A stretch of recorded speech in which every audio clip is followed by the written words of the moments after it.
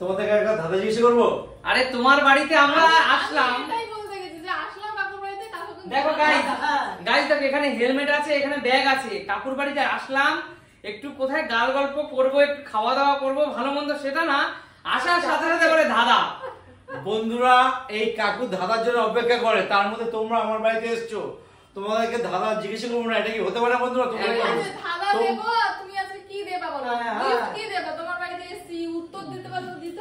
Gift হবে, বাইরে নিয়ে যাবো, যেটা মনে চায় সেটাই খাবে।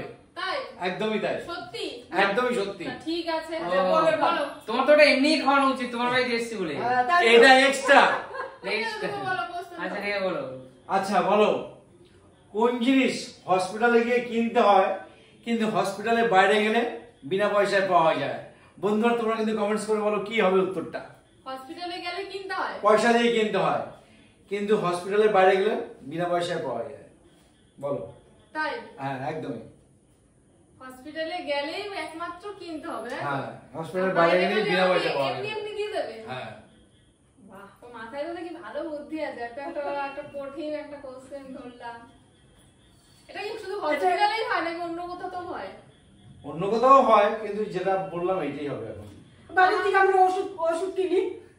আমার মনে হয় হসপিটালে এটা হয়নি আর কি, অন্য কিছু বলো। আমার মনে হচ্ছে একটা যে হসপিটালে গেলে তুমি তো বললে মিনিংটা, ধরো কেউ বাইক অথবা স্কুটি গাড়ি যে কোনো জিনিস নিয়ে গেলে সেটা রাস্তা গেলে তাকে পার্কিং চার্জ লাগবে, আর রাস্তায় বেরোলে আমাদের কোনো পার্কিং চার্জ লাগে না, আমরা যেখানে সেখানে গাড়িটা রাখতে পারি।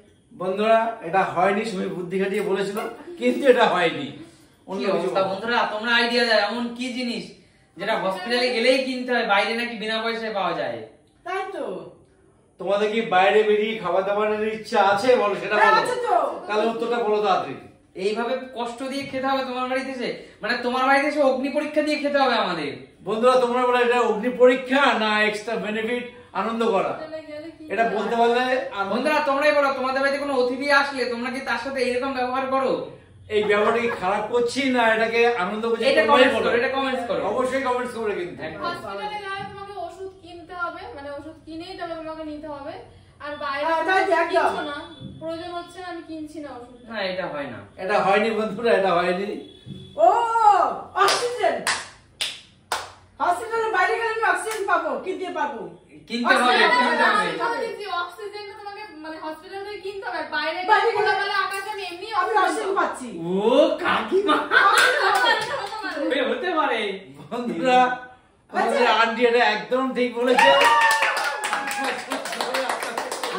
ভাই কাকু দারুণ, কাকিমা ফাটিয়ে দিয়েছে তুমি।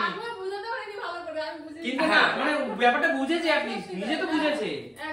একদমই তাই, নিজে তো ব্যাপারটা বুঝেছে যে অক্সিজেনটা হসপিটালে গেলে আমাদের সবার কিনতে লাগে, আর বাইরে আমরা বিনা পয়সা নিয়ে ঘুরে বেড়াই। ও ভাই আমার দারুণ, এই সত্যি এটা কাকিমাই হাতটা এটা ডিজার্ভ করে।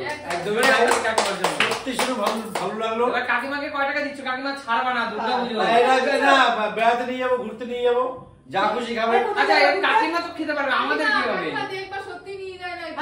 কাকিমার সাথে তোমরাও সেদিনকে ইনভাইট করবে। কাকিমা যদি বলে এখন যাবে তো এখন যাবে, কালকে যাবে তো যেদিনকে বলবে তোমাদের টাইম অনুযায়ী কাকিমা টাইম করবে, ঠিক আছে? আচ্ছা ঠিক আছে, নভেম্বর মাসে যাব।